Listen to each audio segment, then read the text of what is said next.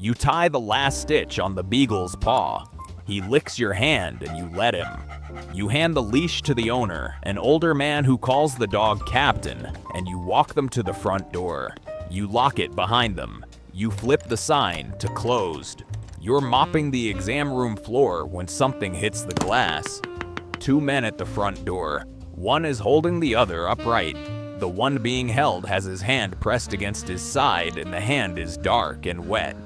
The other one is watching you through the glass with eyes that have already decided how this ends. He has a gun. You wave them away. You point down the street. 4 blocks. Real hospital. Real doctors. He taps the barrel against the glass. Once, slow, you unlock the door. They get the injured man onto the exam table. Gunshot wound, abdomen, bleeding for a while. You tell them you treat animals. You tell them you don't have the right equipment. You tell them this could kill him. The man with the gun says 2 words. Fix him. You calculate a sedative dose in your head, meant for a large dog, adjusted for a human body. You've never done this calculation in reverse before. You pray you got it right. You inject the line. The man groans once. His eyes roll back. His body goes slack against the table. You have maybe 20 minutes. You work. 12 years of cardiothoracic surgery don't leave your hands just because a licensing board says they have to. You find the damage. You clean it. You suture it with what you have. Materials designed for animals. Instruments not meant for this. And you do it with the steadiness those 12 years put into your fingers and never fully took back. When you tie the last knot, the man is alive. His color is already better. You step back and look at what you've done and feel nothing in particular, which surprises you. The gunman steps forward. He drops an envelope on the patient's chest. He lifts the man off the table like he weighs nothing and heads for the back door. He stops with his hand on the frame and doesn't turn around. Keep your mouth shut. The door swings shut. You stand alone in the exam room. Blood on the floor, blood on your gloves, an envelope on the table where the man was. You open it. You count it. $8,000 in cash. You think about the career you lost. The hearing that took 4 hours. The panel of people who were thorough and wrong. Then you get the mop. You clean the floor. You hide the money in the filing cabinet. You tell yourself it's a one-time thing. 3 weeks later, your phone rings at 1 in the morning. Unknown number. You don't answer. It rings again at 2. You lie in the dark and look at the ceiling. At 6 in the morning, still dark outside, you pick up. Same situation as before. Different address. Triple the pay. You should hang up. You should call the police right now and tell them about the blood on your floor and the money in the cabinet and give them everything. You know this. You sit there knowing it clearly, the way you know things at 6 in the morning before the day has had a chance to make them complicated. Then you write down the address. The second patient is a woman. Stab wound, not as bad as it looks. 40 stitches in a careful line. When you're done, she looks at you and says something in a language you don't speak. You nod. They leave an envelope on the counter on the way out. You stop counting after a while. Not because the money stops, because counting it makes it feel like a decision you made. Word spreads. You don't know how these things travel, but they do, through some network you can't see and don't ask about. A man with a wrist he's been working on for 3 days because he can't afford to miss a shift. You set it, splint it, give him something for the pain and send him home. A woman with an infected wound on her leg she'd been ignoring for 2 weeks because the nearest clinic has a 4-hour wait and she has 2 kids at home and can't afford either the time or the copay. You clean it, pack it, give her antibiotics, and tell her not to wait next time. A teenager who got stabbed at a party, white-faced and shaking, convinced his life is over. It isn't. You close it in 20 minutes and tell him to go home and say he fell. Then there are the others, the ones where you don't ask what happened and they don't offer. The ones with eyes that have been places. The ones whose hands are too steady for someone who claims to have no idea how they got hurt. You treat them the same. You stopped asking which kind they are a long time ago. You buy better instruments, better lights. The owner of the clinic notices and asks. You say you've been saving up. He believes you. You start to feel like a doctor again. Not the doctor you were. Something harder. Something the licensing board can't take. That's the first mistake. 5 months in, the man who coordinates the calls meets you in person for the first time. He tells you his name is Marcus. He says the work you've been doing has become known in certain circles. He says there are people who want to make it official.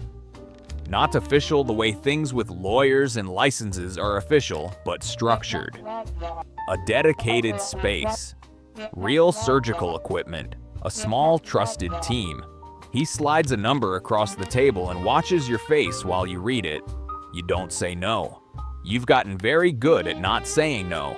You've been practicing without realizing it. The space is a basement 3 blocks from the waterfront. Reinforced door, proper ventilation that actually works, climate control. An operating table that cost more than your car. Surgical lights, a proper anesthesia rig, monitoring equipment, a crash cart still in its packaging. You walk through it the first time and stand in the middle of the room for a long moment.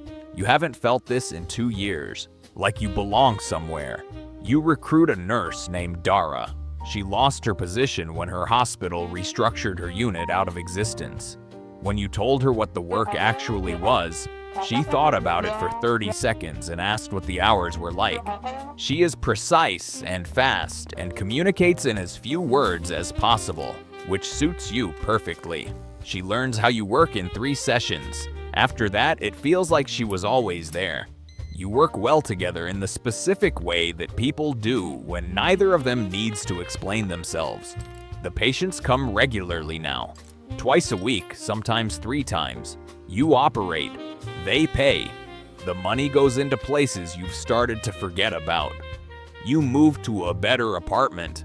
You bought a decent car. You paid off a debt you'd been carrying since the lawsuit. You ate at a restaurant last week and ordered something without checking the price first. And you sat there for a moment just noticing it. How quietly normal can come back. Like it had been outside the whole time, waiting for you to stop panicking long enough to open the door. For a while, it almost is. Then Marcus calls on a Sunday, and his voice is different. Flat in a way it has never been. Someone important, not like the others. Tonight, not a request. They bring him in just after midnight.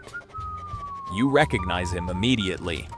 Everyone who has lived in this city for any length of time would. His face has been on the front page, in courtroom photographs, in the kind of news stories that run once and then quietly disappear before anyone can ask follow-up questions. He controls the port. He controls the money that moves through the port and the men who control everything that moves after dark. He has a name that people say carefully, like they're checking first whether anyone's listening. He is unconscious, bleeding internally, and he is on your table. Marcus stands in the corner with his hands in his pockets. He doesn't speak. He doesn't look at you. He looks at the wall. You look at the man on the table. You look at Marcus. You understand everything about this moment without either of you saying a word. You scrub in 3 hours of careful, unrelenting work. The damage is extensive and layered, the kind that reveals new problems every time you think you've found the last one. Twice you hit something you don't expect and have to stop, pull back, find another way through. Twice, Dara has exactly what you need in your hand before you finish asking for it. You work in near silence except for the monitors and the instruments. You work like you haven't worked in years. Maybe like you've never worked at all, because there's no backup here, no attending to call, no one to hand it off to if it goes wrong. Just your hands and her hands and the thing on the table between you. An hour in, you find the primary bleed. Your hands go still above it, just for a moment. You think about this man. The family's destroyed. The people who pushed back and then couldn't be found. You think about how close you are to something that can't be undone. How a miscalculation, a hesitation slightly longer than this one, would be nearly impossible to disprove. Dara looks at you. Not a word. Just her eyes over the mask, steady and clear, for less than a second. You close the vessel. You keep working. When it's done, you step back and pull off your gloves. Your back aches, your legs are stiff. Dara begins post-op. You stand against the wall and breathe. The door opens. Two men you've never seen before. They thank you. They say the boss is grateful. They say he'd like to speak with you personally once he's had time to recover. They say this the way people say things when the only question still open is the timeline. You look at Marcus. Marcus looks at the floor. He looks like a man who knew this was coming and told himself it wasn't his problem, and is now standing in the room where it becomes his problem and has decided it still isn't. They walk you out to a car. You don't resist. You're not sure what resisting would even look like. 20 minutes in silence. A building near the water, somewhere you don't recognize. A long corridor with nothing on the walls. A room at the end of it. They gesture you inside. You go in. The door closes behind you. You hear the lock engage. You stand still for a moment. Then you try the handle. Nothing moves. You sit on the edge of the bed. Clean room.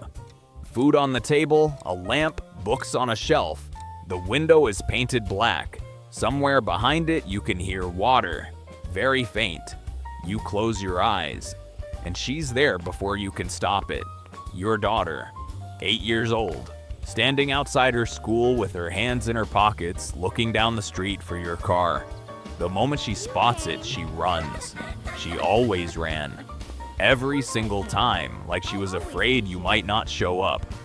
And every time you did, and every time it caught her off guard, like something she couldn't quite let herself believe until it was already happening right in front of her. Like relief she hadn't allowed herself to feel yet. You open your eyes. The room is still there. 3 days later, the door opens and the man you saved walks in under his own power. He moves carefully but steadily. He sits across from you and looks at you the way you imagine he looks at everything. Like he's calculating what it's worth and what it will cost him and whether those numbers work out in his favor. They always work out in his favor. He says you have a rare gift. He says men with gifts like yours are difficult to find and even more difficult to keep. He says you've spent 2 years wasting yours on animals and people who have nothing to give you in return. You ask him if you can leave.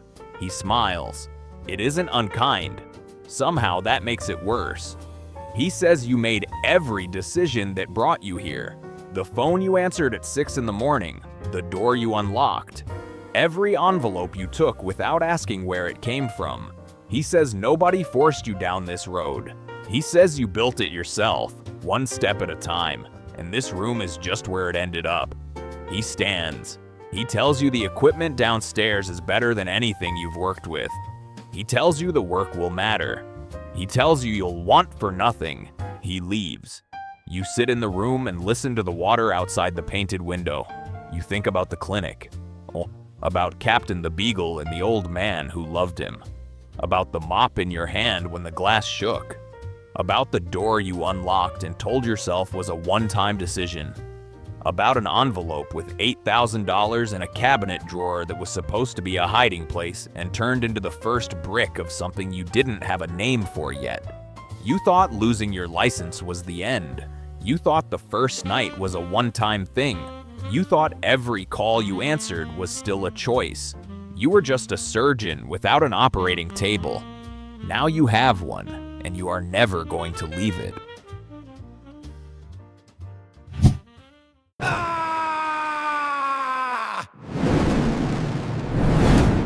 Life is a nightmare.